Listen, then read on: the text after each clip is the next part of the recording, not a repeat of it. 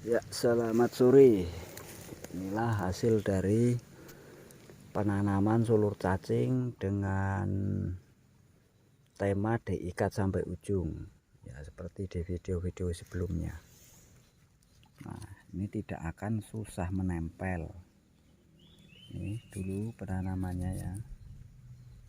Ikat sampai ujung sini. Nah, setelah menempel seperti ini, ada 3 atau 4 ruas, kita tinggal tunggu. Misalkan tingginya sudah 70 cm. Nah, secara otomatis yang bawah sudah berubah agak lebih besar. Nah, nantinya potongan pertama itu 1 jengkal ya, 1 jengkal dari tanah. Nantinya di sini, kurang lebih di sini yang naik ke atas bisa ditanam lagi. Nah, kemudian ini tumbuhnya akan lebih besar. Nanti disisakan yang paling bagus. Misalkan tumbuh 2, yang satu kurus, yang satu yang kurus itu yang dibuang. Nah, misalkan dua-duanya bagus, nggak ada masalah, itu artinya akar atau nutrisi dalam sekitar perakaran dan akar mampu menyerap nutrisi untuk menyuplai kebutuhan batang dan daun. Nah, seperti itu caranya. Nah, beda tajar ini juga seperti yang teknik yang kemarin ya, cuman ini tanahnya beda, mungkin beda kandungan unsur haranya. Nah, ini nantinya paling saya potong di sini. Ini nunggu batangnya agak hijau tua dulu. Pemotongan pertamanya di sini. Ini salah satu cara, dan cara pengikatan penanaman sudah ada di video saya yang sebelumnya. Nah, ini memacu atau mempercepat masa pembuahan nantinya. Ya, ini di pohon jenitri. Nah, seperti itu. Nah, sebenarnya tujuan dari pangkas itu hanyalah untuk mengeluarkan ranting buah seperti ini. Nah, tapi ini beda ya, karena ini bibit dari panjat utama. Bibit panjat utama juga butuh pemangkasan. Nah ya, bibit panjat utama itu butuh pemangkasan, pangkasan pertamanya. Nah, seperti ini. Tujuan daripada pemangkasan hanyalah untuk mempercepat keluarnya ranting buah. Nah, kalau bibit panjat utama atau sulur panjat itu lebih cepat. Nah, sedangkan bibit sulur tanah atau sulur cacing itu lebih lambat berbuah, tapi dengan mode pemangkasan beda tipis lah, bisa dipercepat. Intinya pada bibit sulur tanah itu membutuhkan batang besar dulu untuk mengeluarkan ranting buah. Nah, sementara dalam masa pemangkasan, setiap habis dipangkas tumbuh tunas baru itu akan lebih besar batang yang muncul. Secara otomatis masa pembuahan juga lebih cepat. Nah, kemudian ini harus diimbangi dengan sinar matahari yang cukup, yaitu sekitar 40-50. Kalau segini 40-50 persentase sinar mataharinya. Nah, ini hasil uji yang lebih pertama ya, karena banyak komen di grup-grup itu, grup Facebook itu sulur cacing enggan merambat atau susah merambat. Itu sebenarnya cuman cara kalian pengikatannya yang belum benar. Kalau benar, saya jamin bisa merambat. Ini waktunya pangkas ke 3, 1, 2, ketiga di sini. Daunnya sudah beda, tunasnya juga sudah beda. Waktunya pangkas ketiga.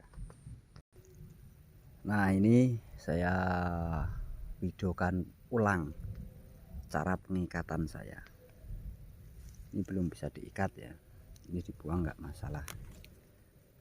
Ini ketika awal tanam itu sebaiknya diikat, walaupun ruasnya belum mengeluarkan akar, nah nanti dia akan mengeluarkan akar sendiri.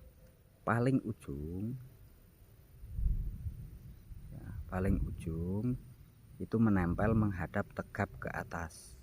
Nantinya dia berkembang terus akarnya langsung nempel. Seperti itu caranya. Ini jangan ditarik terlalu keras ya, ini bisa patah dan akhirnya tumbuhnya tunasnya di sini lagi. Beralih ke tema lain ya, agak melenceng. Ini mengenai dahsyat atau perakaran dari sulur cacing. Itu mempunyai keistimewaan mandiri ya, dan tahan terhadap penyakit. Itu karena ini awalnya akar yang nempel seperti tadi. Nah, walaupun batangnya nanti di sini busuk, itu bisa dikendalikan. Nah, itu bisa dikendalikan. Nah, dengan cara dedaunan seperti ini dibuang, ini dibersihkan. Nah, kemudian apabila ada indikasi layu yang sering dikenal dengan layu fusarium, itu ini bisa dikubur pakai tanah sebatas ini. Ya, ini khusus untuk sulur tanah atau sulur cacing. Nantinya akar yang seperti ini atau yang masih berambut seperti ini jika terkena tanah, sedangkan batang pohon utama yang bawah ini busuk karena ada patogen atau jamur, ya itu akan berkembang dengan sendirinya turun ke bawah. Misalkan sebagai contoh seperti ini. Tapi perlu diingat jangan ada daun basah ataupun kering, usahakan yang nempel di batang ini. Usahakan tanah murni. Nah, seperti ini. Seperti ini. Nah, ini dilakukan 1 tahun 1 kali. Cukup 1 tahun 1 kali. Nah, nanti di sini bisa dimasukin kompos atau rumput-rumput yang sudah kering. Nah, seperti itu. Nah, ini bibit yang awalnya sulur cacing dan sekarang sudah produktif. Itu semuanya sama ya, dengan tema seperti yang tadi saya sebutkan, pengikatan. Itu pada intinya adalah pengikatan awalnya. Bibit seperti ini itu ikatnya harus di sini, di sini, di sini, di sini. Nah, upayakan seperti ini. Saat nanam nempel seperti ini.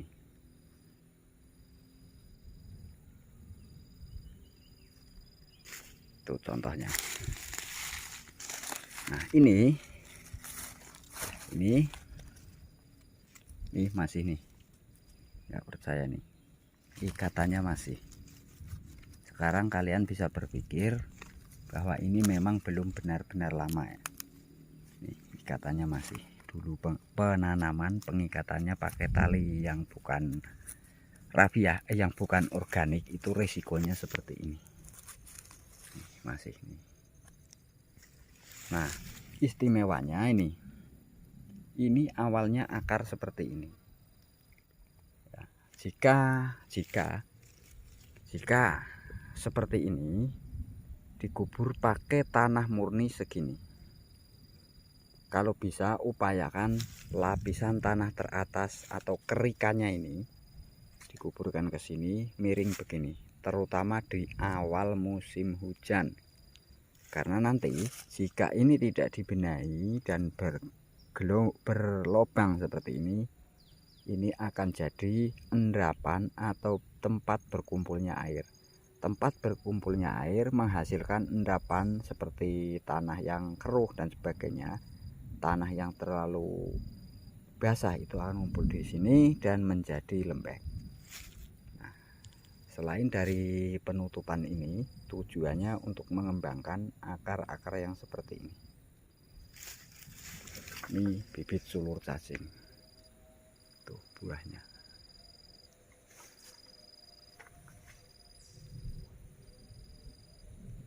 Ini yang kedua ini, buah kedua. Ada ketiganya ini. Nah, tuh.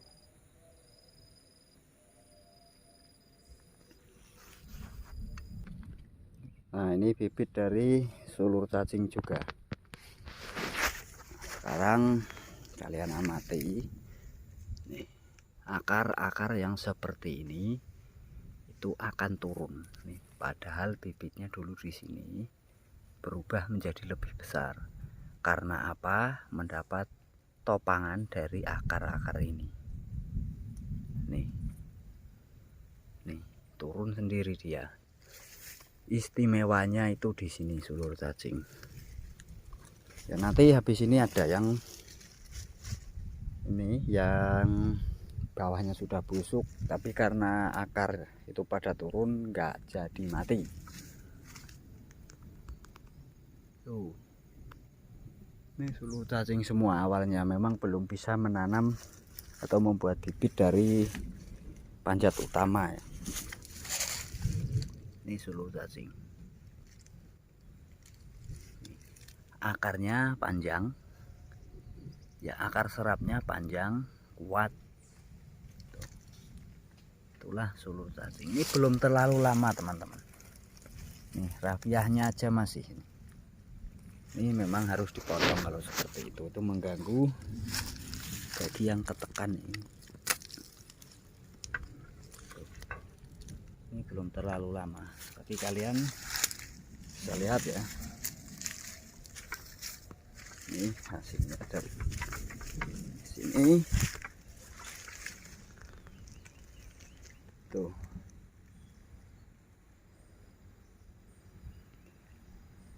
Oh, wah, kan inilah hebatnya sulur cacing. Yang berbuah rendah ada nggak ada, yang bisa berbuah rendah juga bisa ya, syaratnya cuma pangkas.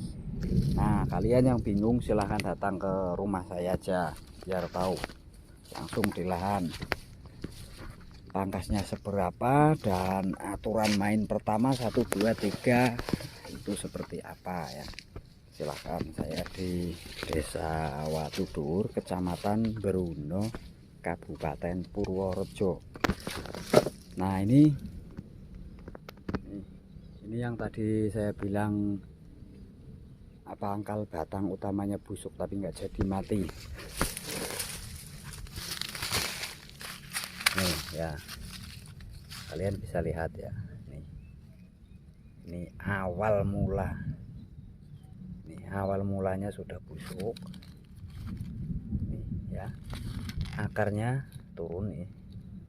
Ini kecil ya, ini ditopang lagi satu akar yang besar ini ya, kemudian naik satu ruas lagi, turun lagi ya, terus nih malahan ini kan terlihat ya, ini bahwa ini memang benar-benar belum lama bisa produktif. Terlihat dari lumut-lumutnya ya. Tuh. Ini enggak ada rekayasa atau bagaimana ini. Tuh. Alami. Memang belum lama, benar-benar belum lama ini. Rafianya masih ngunci nih sama akar. Nah, ini akarnya nih. Mandirinya itu seperti ini, dia mencari tempat aman ke sana. Ini sulur ya, sulur tanahnya. Nah, ini